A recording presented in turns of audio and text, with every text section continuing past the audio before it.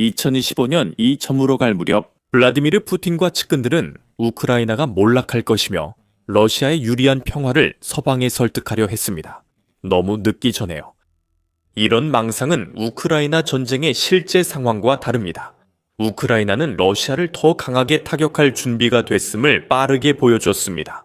2026년 첫째 주, 푸틴이 시작한 전쟁은 러시아 내부로 확산되고 있는데 이는 우크라이나가 2026년을 성공적으로 시작했기 때문입니다. 그 결과 우크라이나는 푸틴 전쟁 기계의 핵심에 직접 타격을 가할 수 있었습니다. 1월 6일 우크라이나가 푸틴에게 잊지 못할 새벽을 만들어 주었다는 소식이 있었지만 모두 나쁜 이유 때문이었습니다. 밤사이 우크라이나는 러시아 전역을 돌며 주요 군사 목표물을 타격하는 대규모 드론 공격을 퍼부었습니다. 이는 푸틴에게 경고를 주는 것이기도 했습니다. 그가 그렇게 약하다고 주장하는 나라가 여전히 충분한 힘을 가지고 있다는 사실을 상기시켜 주었습니다.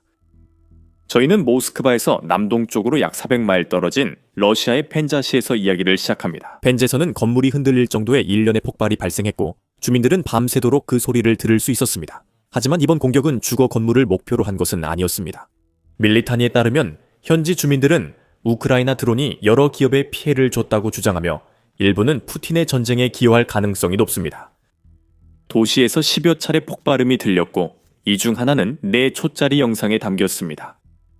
영상에서는 많은 것이 보이지 않습니다. 폭발이나 불길이 하늘로 치솟는 장면은 보이지 않지만 멀리서 거대한 폭발음이 들립니다.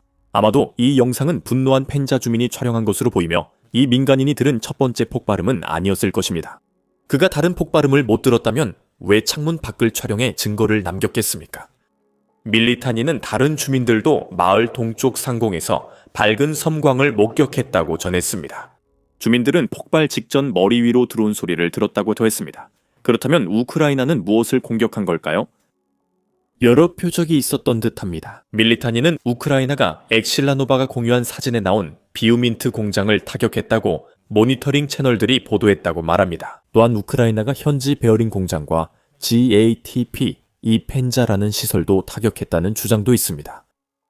밀리타니에 따르면 후자 목표물이 가장 중요할 수 있습니다. 이 시설은 상업용 부동산 임대 및 관리를 제공하고 있어 여러 러시아 기업들이 이 회사의 업무 덕분에 운영되고 있습니다. 일부 기업이 푸틴의 군사와 연관이 있을 수 있습니다. 확실하지 않지만 우크라이나가 GATPI를 표적으로 삼은 점에서 연관 가능성은 있다고 봅니다. 펜자 아스트라는 텔레그램에서 드론 폭발로 보이는 불탄 땅을 언급하며 두 번째 공격 가능성을 인정했습니다. 하지만 유로마이단 프레스에 따르면 현지 당국은 우크라이나 공격이나 피해에 대해 언급하지 않고 있습니다. 펜자 공격 후 우크라이나 드론이 또 다른 목표를 타격했을 가능성이 보도됐습니다. 밀리터니 보도에 따르면 오전 5시경 우크라이나 드론이 바슈코르토스탄 공화국에 도달했습니다. 이후 바슈코르토스탄 공화국 스투를리토마르크시에서 연이어 폭발이 발생했으며 이곳에는 스투를리토마르크 석유가스화학 공장이 있습니다. 이 대형 석유화학 공장은 우크라이나가 이전에 공격한 곳입니다. 지난 11월 우크라이나 드론이 이 공장을 여러 번 공격해 연쇄 폭발이 발생했습니다. 러시아는 물론 2대의 드론을 격추했다고 주장했고 화재와 폭발은 공장 부지에 떨어진 파편 때문에 발생했다고 덧붙였습니다. 그건 믿기 힘든 이야기입니다. 특히 밀리타니가 공유한 사진에는 공장 여러 지점에서 거대한 연기가 치솟는 모습이 담겨 있기 때문입니다. 이 공장은 우크라이나와 러시아가 접한 국경에서 약 1300km, 즉 800마일이 조금 넘는 거리에 위치해 있으며 명백한 군사적 표적입니다. 이 공장은 항공 휘발유, 고무, 로놀 등 다양한 제품을 생산합니다. 로놀은 등유 기반 ZA1 연료 안정제로 쓰이는 항산화재 브랜드입니다. 즉, 이 공장은 러시아가 우크라이나의 활공폭탄과 미사일을 발사하는 데 사용하는 항공기에 매우 중요한 역할을 한다는 뜻입니다. 우크라이나가 1월 공격에서 11월에 성공했던 것과 같은 수준의 타격을 이 공장에 가했는지는 알려지지 않았습니다. 유로마이단 프레스에 따르면 현지 주민들은 폭발음을 들었다고 보고했지만 공장이 파괴됐다는 것을 보여주는 영상은 없습니다. 일라노바 플러스가 텔레그램에 짧은 영상을 올렸지만 특별한 내용은 없습니다. 영상에는 현지 거리의 모습이 고정된 채로 나오고 멀리서 거대한 폭발음만 들릴 뿐입니다. 우크라이나 드론이 스톨리토마르크에 있었다는 증거입니다. 공장이 타격받지 않아도 우크라이나의 의도는 명확합니다. 우크라이나는 러시아 군수 공급망의 또 다른 연결고리를 끊으려 했던 것입니다. 러시아의 악몽 같은 밤은 계속됐습니다. 1월 6일 보고서에 따르면 우크라이나 드론이 코스트로마 지역에서도 포착됐습니다. 군 당국에 따르면 우크라이나 드론이 현지 미사일 및 포병 본부의 100번째 무기고를 공격했다고 합니다. 그리고 우크라이나 드론의 성공이 확인된 것으로 보입니다. 이번 사례에서 엑스일라노바 플러스가 우크라이나가 타격한 대상을 가장 먼저 언급한 매체 중 하나였습니다. 텔레그램의 무기고 위치에서 연기가 피어오르는 사진과 함께 캡션을 올렸습니다. 또한 이번 밤 코스트로마 지역 나야시의 그라우 100번째 무기고가 성공적으로 공격당했다고 전했습니다. 밤새 폭발음이 이어져 격파 여부에 의문이 있었습니다. 그러나 주지사는 그라우 인근 지역에서 대피가 이루어졌다고 밝혔습니다. 이곳에 대한 우크라이나의 첫 공격은 아니지만 이번이 가장 성공적인 공격 중 하나로 보입니다. 추가적인 확인은 우크라이나군 참모본부에서도 나왔습니다. 페이스북 게시물에서 참모본부는 무기고 화재 연기 사진과 함께 목표가 타격됐다고 밝히며 해당 목표 제거의 중요성도 설명했습니다. 참모본부는 그라우 100번째 무기고는 탄약을 장기 보관하는 창고 단지로 러시아의 지상군, 공수부대, 군대의 보급체계의 일부입니다. 라고 설명했습니다. 이 시설은 포병 탄약의 회계, 정비, 보관 및 하역 준비뿐만 아니라 전술 및 작전 전술 수준의 미사일 관리 기능도 수행합니다. 실제로 이것은 우크라이나가 코스트로마에서 타격한 목표가 본질적으로 러시아의 탄약 비축분 중 필요한 만큼을 받아들이는 저장 시설임을 의미합니다. 이제 코스트로마 시설이 불타고 있습니다. 러시아가 우크라이나 전선 군인들에게 보낼 탄약을 잃었을 가능성이 높습니다. 그 병력들이 탄약을 한 발이라도 덜 받게 되면 러시아가 우크라이나 방어선을 끊임없이 공격하면서 가했던 압박이 그만큼 완화되는 셈입니다. 결국 러시아 공격군이 소총의 탄환이 없고 포병이 포탄이 떨어지면 훨씬 덜 위협적이게 됩니다. 키이우 인디펜던트는 이 특정 공격에 대해서도 보도했는데 우크라이나 보안국의 알파 부대가 이 작전을 수행했다고 전했습니다. 이 매체와 인터뷰한 우크라이나 보안국 소식통은 최초의 드론 공격이 목표로 삼은 무기고에 가한 유일한 피해가 아니었다고 말했습니다. 소식통에 따르면 시설 내에서 탄약이 폭발하면서 발생한 일련의 2차 폭발이 밤새도록 이어졌다고 합니다. 우크라이나가 코스트로마에서 감행한 공격도 인상적이었습니다. 드론이 목표물까지 매우 긴 거리를 이동했기 때문입니다. 이번에는 드론이 약 900km, 즉 거의 560마일을 비행했습니다. 장거리 드론 기술 발전 덕분에 최근 몇 년간 우크라이나는 이런 장거리 공격이 가능해졌습니다. 이것은 우크라이나의 장거리 타격 능력이 푸틴이 상상한 어떤 악몽보다 훨씬 발전했음을 보여줍니다. 우크라이나는 아직 멈추지 않았습니다. 1월 6일 같은 보고서에서 키예프 인디펜던트는 우크라이나 보안국 알파 부대가 러시아 리페츠크 지역에서 성공적으로 공격했다고 밝혔으며 코스트로마 공격도 확인했습니다. 이 지역은 모스크바 남쪽에 위치하며 우크라이나에서 약 250km 떨어져 있습니다. 이 주는 러시아 수도와 가깝습니다. 그 공격은 우크라이나가 언제든 모스크바를 타격할 수 있음을 푸틴에게 상기시킵니다. 하지만 최근 리페츠크에서 발생한 이번 공격은 메시지를 전달하기 위한 것이 아니라 그보다 더 실질적인 목적이 있었습니다. 키이우 인디펜던트에 따르면 우크라이나의 목표는 리페츠크 주 우즈만시에 위치한 대형 석유 시설이었습니다. 그리고 우크라이나가 의도한 목표를 타격한 것으로 보입니다. 1월 6일 아침 리페츠크 주지사 이고르 아르테마노프가 우즈만 산업시설에서 화재가 발생했다고 확인했습니다. 그런 모함은 우즈만시 당국에 의해 무의미해졌습니다. 시 당국은 실제로 석유시설이 공격을 받았고 소방관들이 여전히 화재를 진압 중이라고 밝혔습니다. 이 화재는 우크라이나의 드론이 일으킨 것이었습니다. 오후 2시에 우크라이나 군 총참모부가 추가 확인을 했으며 페이스북을 통해 러시아 침략자의 군사 경제력 약화를 위한 조치라고 밝혔습니다. 1월 6일 밤 우크라이나 방위군 부대가 게르콘 플러스 유류기지에 불을 질렀습니다. 러시아 연방 리페츠크 지역의 스트렐레츠키 농장 정착촌 부근에서 발생했습니다. 폭발과 화재가 기록됐으며 우크라이나 보안국 드론 피해 세부 확인을 총참모부가 계속 진행 중입니다.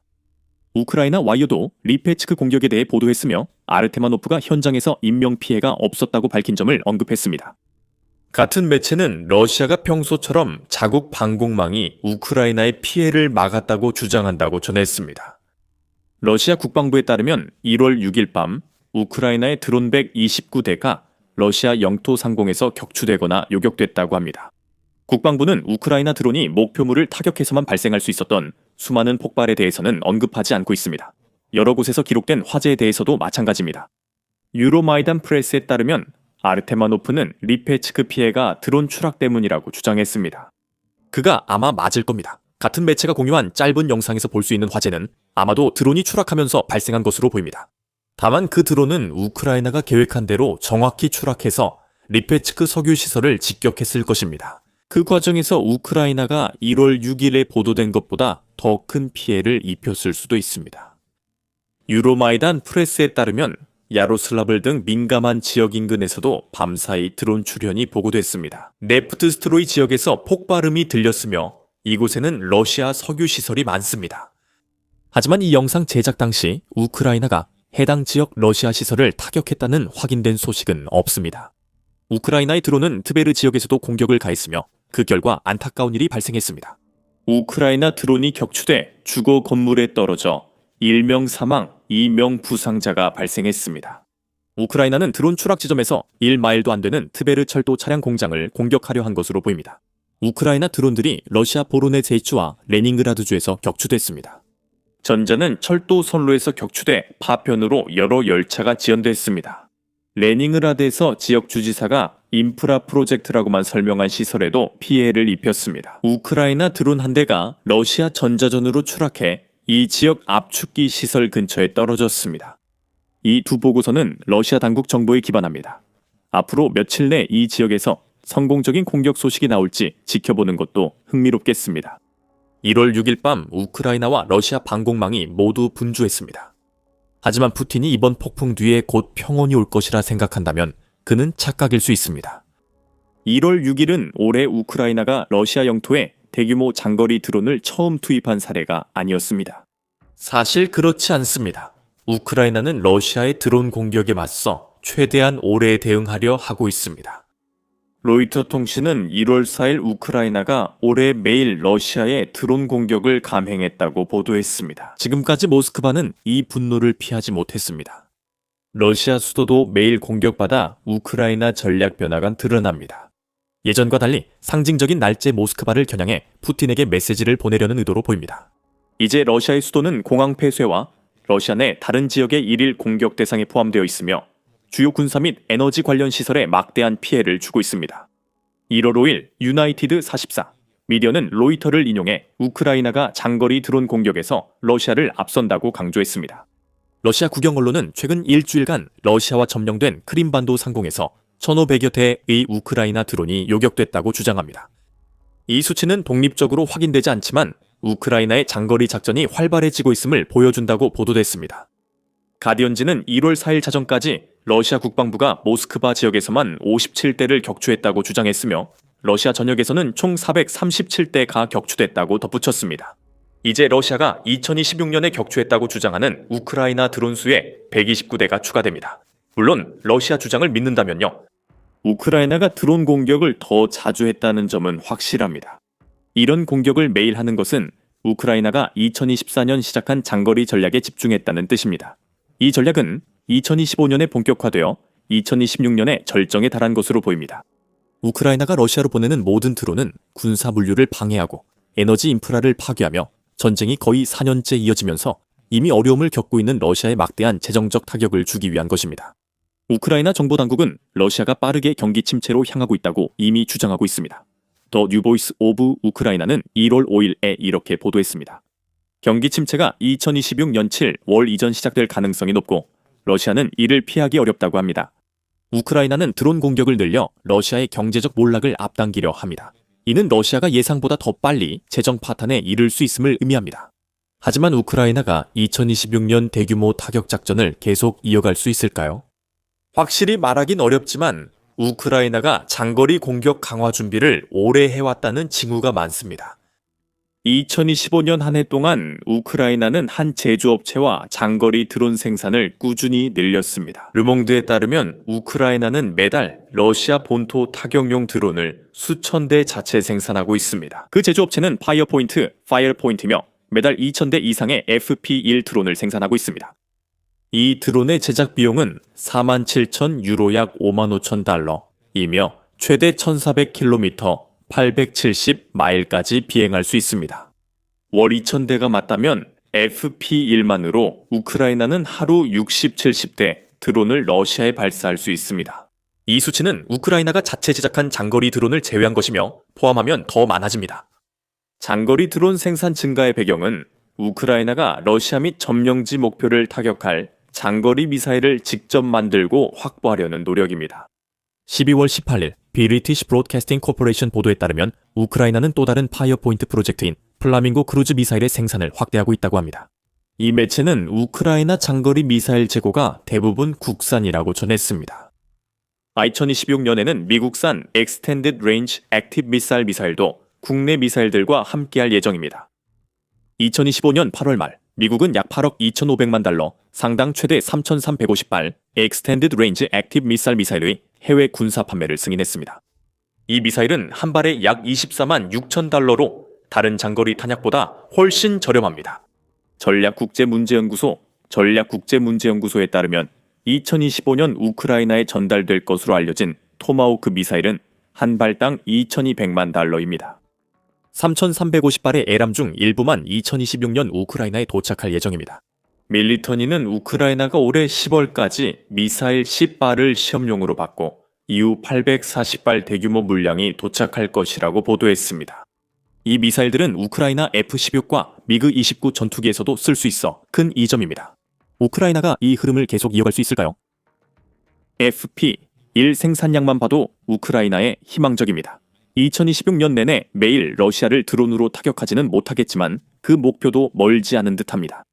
이제 러시아는 2025년 우크라이나보다 더 강력하고 장거리 위협을 걱정해야 합니다. BBC는 그렇게 보도했습니다. 우크라이나 군 총사령관 올렉산드르 시르스키는 우크라이나의 2025년 장거리 타격이 러시아 경제에 2,150억 이상의 손실을 입혔다고 주장합니다.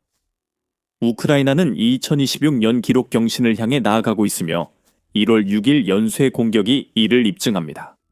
소진된 전력 외에도 우크라이나는 푸틴에게 재앙을 초래할 위기에 있을 수 있습니다. 우리가 방금 언급한 모든 무기들은 우크라이나가 2026년에 받게 되고 사용할 무기들의 시작점에 불과합니다. 전투기와 방공 시스템 등 추가 무기는 러시아 공습 완화와 우크라이나 공중 공격을 가능하게 합니다. 더 많은 우크라이나 2026년 러시아 심층 타격 캠페인 소식을 원하시면 The Military Show 구독과 영상 시청을 잊지 마세요. 항상 시청해 주셔서 감사합니다.